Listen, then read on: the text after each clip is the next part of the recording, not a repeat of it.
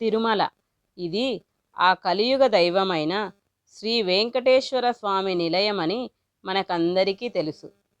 మీకు ఇంకొక విషయం తెలుసా? తిరుమల కొండను శ్రీశైల వరాహ క్షేత్రం, ఆది వరాహ క్షేత్రం అని కూడా పిలుస్తారు. ఒకసారి ఆ భూదేవి విష్ణువుతో ఒక వరం కోరింది.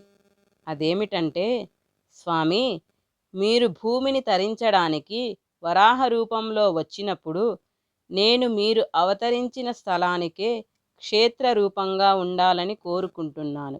ఆ స్థలాన్ని దర్శించే వారంతా ముందు నన్ను దర్శించి తరువాత మిమ్మల్ని దర్శించడానికి వస్తారు అని కోరుకుంటున్నాను అని ఒక కోరిక కోరుకుంది. విష్ణువు అలాగే అని ఆ భూదేవి కోరిక మేరకు శ్రీ మహావిష్ణువు వరాహ అవతారంగా వచ్చి భూమిని పాతాళంలో నుండి వెలికి తీసి తిరుమల క్షేత్రంలో మొదటిగా స్థాపించాడు. అదే తిరుమలలోని ఆదివరాహస్వామి ఆలయ క్షేత్రం. ఆదివరాహస్వామి ఆలయం తిరుమలలో స్వామి పుష్కరిణి వద్ద ఉంది. ఇది చాలా ప్రాచీనమైన ఆలయం. తిరుమల యాత్రలో స్వామి పుష్కరిణిలో స్నానం చేసి వరాహస్వామిని మొదట దర్శించిన తరువాతే శ్రీ వెంకటేశ్వర స్వామిని దర్శించాలి. ఆ భూదేవి కోరిక మేరకు తిరుమల కొండపై ముందుగా వరాహస్వామిని దర్శించాలి.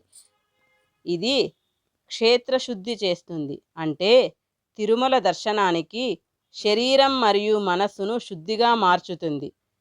ఇది పరమ విశిష్టమైన ధర్మం.